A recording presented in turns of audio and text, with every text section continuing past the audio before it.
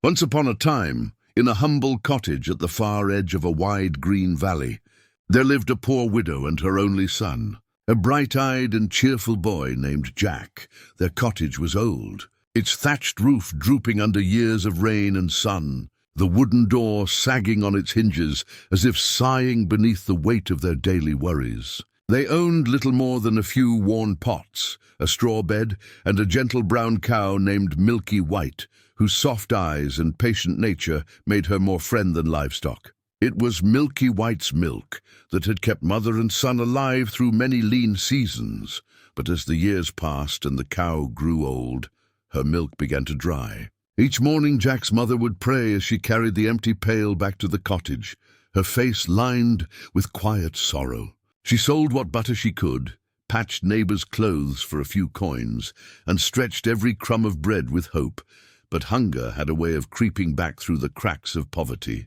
One bitter morning, when the firewood was gone, and even the last crust of bread had been shared between them, she turned to her son, with eyes full of love and despair. "Jack," she said, her voice trembling, "we've nothing left to eat and no money to buy more.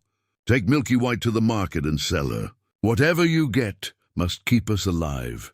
Jack, though saddened to part with the only creature that had shared his laughter and childhood secrets, nodded bravely. "Don't worry, Mother. I'll bring home a fair price. You'll see." He kissed Milky White on her velvety cheek, took the worn rope in his hand, and set off down the winding lane toward the market, the cow plodding faithfully beside him. The sun was high and warm when Jack reached a shaded bend in the road, where ancient oak trees arched overhead like guardians of forgotten tales. There, leaning against a mossy trunk, stood a peculiar little man dressed in a green cloak that shimmered like the leaves, his eyes twinkling with mischief and mystery. "Good day, young traveler," said the man, tipping his hat. "That's a fine cow you have there." Jack, polite as ever, explained his errand and his hope to earn a few gold coins to buy food for his mother. The stranger stroked his beard and nodded thoughtfully. "Gold, you say? Perhaps I can offer something far more valuable." He reached into his pocket and drew out 5 small beans that shimmered faintly, as though they held moonlight inside them. "These," he said, holding them up, "are no ordinary beans. Plant them tonight, and by morning you shall behold wonders beyond your imagination." Jack blinked in confusion. "Beans? For my cow?" The man smiled, his eyes glinting with secret knowledge. "Magic beans, worth more than all the gold in your village. Trust what grows unseen, my boy." Jack hesitated, torn between his mother's wisdom and his own restless curiosity. The man's voice was calm, yet carried an odd weight, as though he spoke not from deceit but destiny. Finally, with a mixture of doubt and daring, Jack traded Milky White for the 5 beans. "You'll not regret it," said the man, vanishing down the path almost as swiftly as he had appeared. Jack tucked the beans safely into his pocket and hurried home, his imagination alive with the promise of magic. But when he reached the cottage, his mother stood waiting in the doorway, her tired eyes brightening, until she saw his empty hands. "Tell me, Jack, did you sell her?" she asked breathlessly. "I did, Mother," Jack said proudly, holding up his treasure. "For these magic beans? They'll grow overnight into something wonderful." For a heartbeat there was only silence. Then his mother's face turned pale with disbelief. "Magic beans?" she cried. "Oh, Jack, what have you done?" In a storm of despair, she seized the beans from his palm and hurled them out the window, trembling as tears filled her eyes. "You've traded our last hope for foolish dreams. We'll starve for sure." Her voice broke and she turned away, weeping quietly by the dying fire. Jack stood frozen, the weight of guilt settling in his chest. That night, the little cottage was silent except for the wind tapping at the window. Jack lay awake, staring into the darkness, listening to his mother's soft sobs fade into sleep. He whispered to himself, "Maybe. They really are magic." But the words felt hollow. When dawn broke, the first light spilled through the window, tinged with green. Jack stirred, rubbed his eyes, and sat up. The air was strange, alive somehow, and when he looked outside, he gasped. Where the beans had fallen, an enormous stalk of green had sprung up overnight, thick as an oak tree and rising higher than his eyes could follow. Its leaves gleamed like glassy emeralds, and the vines twisted skyward, vanishing into a halo of mist and cloud. "Mother!" Jack cried. "Come quick." The beans were truly magic, but his mother only clutched her apron in fear. "Don't go climbing such nonsense, Jack. You'll break your neck." Yet Jack's curiosity blazed brighter than her warnings. He could not resist the call of adventure that stirred inside him. With a deep breath, he grasped the first vine, placed his foot upon a leaf the size of a platter, and began to climb. Higher and higher he went, through drifting veils of mist, past flocks of startled birds, past rainbows arched between clouds. The air grew cool and sweet, scented with sky and rain. Below him, the world shrank until the cottages and fields became a patchwork quilt of green and gold. His muscles ached, his fingers burned, but his heart soared with wonder.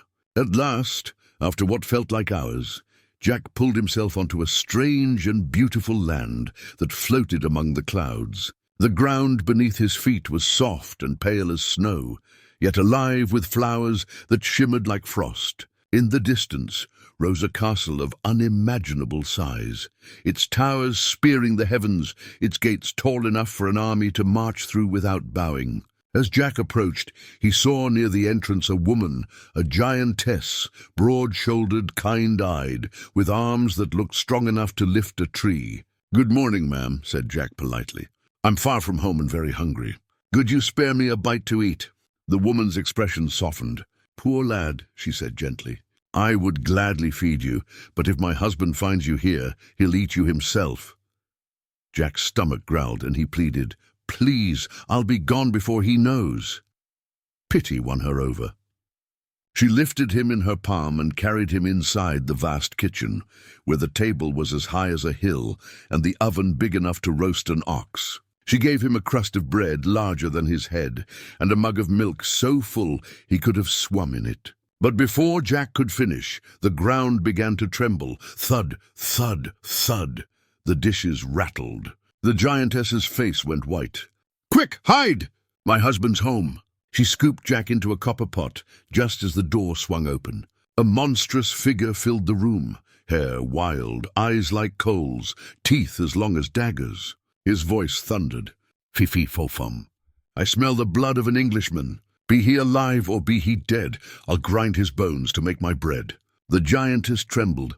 "You smell nothing but the wind, dear husband. Sit and I'll bring your meal."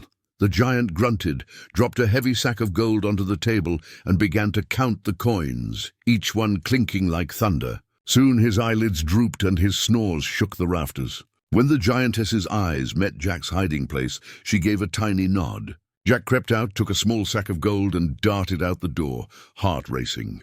Down the beanstalk he slid, the leaves whipping past, the world spinning below. He landed beside the cottage with a thump and ran inside. "Mother, look!" he cried, spilling gold across the table. His mother gasped, speechless between fear and joy. Jack told her everything, the castle, the giant, the treasure. Though terrified by his tale, she could not deny the miracle before her. For a time they lived well. They bought food, repaired the roof, even helped neighbors who were hungry. But gold melts away faster than snow in spring, and soon their purse grew light again. Jack often stared at the beanstalk swaying in the sunlight. "Please, Jack," his mother begged, "don't climb again. The giant will kill you." But adventure called louder than caution. "I must go, mother. Just once more." And before she could stop him, Jack was climbing again higher than the clouds, back to the land above. When he reached the castle, the giantess frowned. "You again! Do you have a death wish, boy?" "I only seek a chance to see your world again," Jack said, his voice earnest. Something in his courage softened her anger. With a sigh, she hid him once more, this time inside a copper pot. The thudding footsteps came sooner than before. "Fee-fee-fo-fum!" roared the giant. "I smell the blood of an Englishman." "Nonsense," said his wife. "Oh, you're dreaming." The giant grunted, devouring his breakfast.